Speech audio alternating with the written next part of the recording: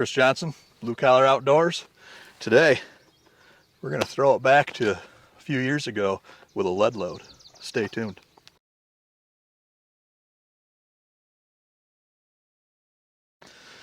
All right, today we're going to be taking out the old Kent Ultimate Diamond Shot. Show the turkey.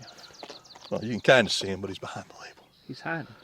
He's hiding like he's popping up by a tree. The old Diamond Shot. And I don't know when these are from, but they're old. 1912. So this is a 12 gauge, 3-inch shell, 1 3/4 ounce of number 5 shot. We'll be using my Benelli M2, 12 gauge obviously, with 2 choke tubes from Jebs. One is the Headhunter 660 constriction, and the other is a 650 constriction. So let's shoot these at 40 yards, see what these old shells can do with some new choke tubes, because these were not around, I don't think, back then. No. All right, Benelli M2 with the Jebs Headhunter 660 constriction, Kent Diamond Strike, or sorry, Kent Ultimate Diamond Shot, number 5s.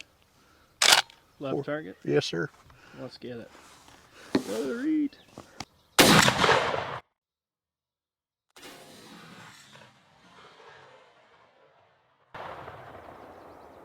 I'm not positive if you even got a kill, like a vital. A little high.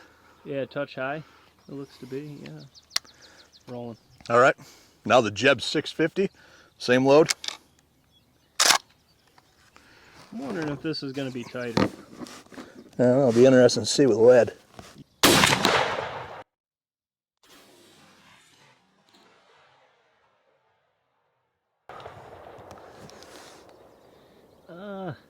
I think you hit one in this. Looks like there's some in the head.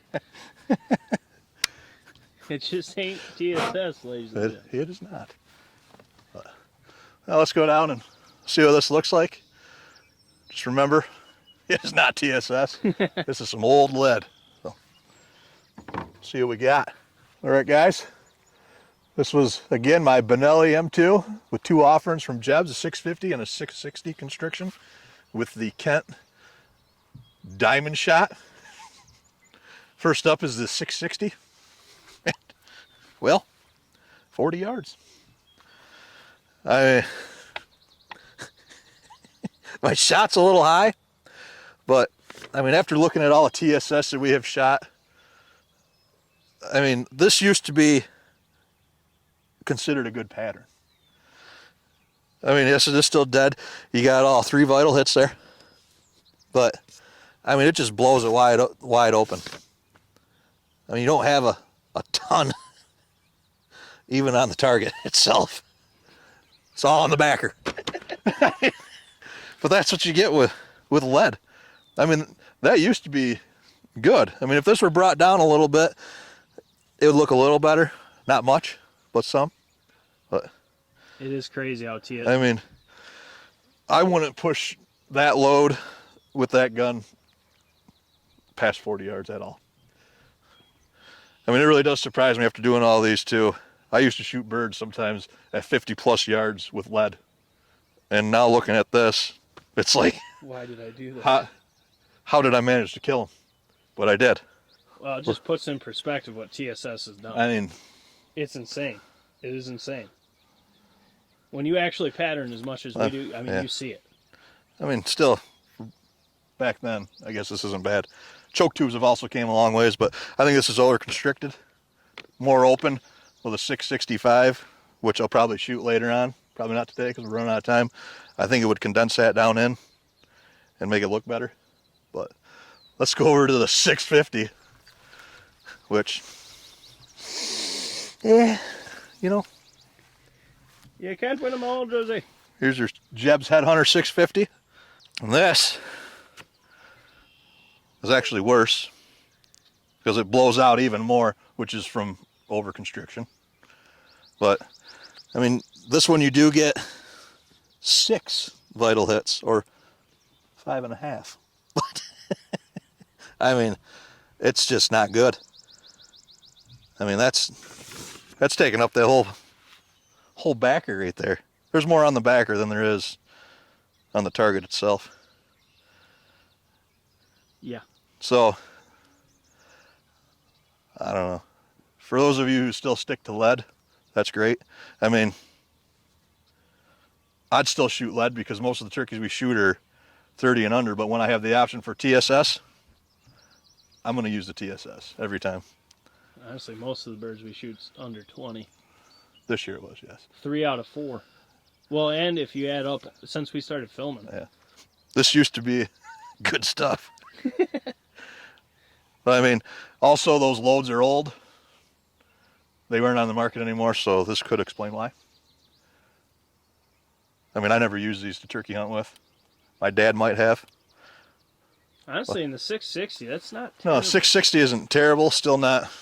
It's not TSS, but I mean, no. You take a step back before we shot TSS, that would be an okay pattern. That'd be pretty good. It would. All right, side by side. On your left is a 660, which is decent for lead.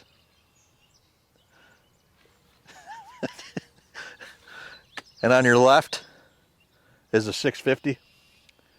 It's hard to actually get it all in picture. Yeah. I mean, if I were to choose one of these that I had to stick with lead with that load, which I probably would never use this load, I would go with this if that's all I had to hunt with. But you better make sure you get them, I would say 35 and under. Yeah, that'd be a guarantee. I mean, neither one are impressive to me, even for lead. I mean, you get some old Winchester Super X or some Longbeards, the older ones, not this year's stuff. Lead would be a lot better, but we'll be patterning those too through probably these choke tubes, and I think I have one other choke tube for this benelli. But we'll shoot them later on because we are basically out of daylight here today. Not daylight. For now, Chris Johnson, Blue Collar Outdoors. If you haven't yet, like and subscribe to our channel. We got a lot of stuff coming ahead.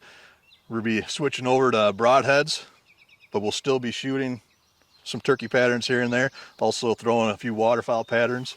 And ballistic gels to and test.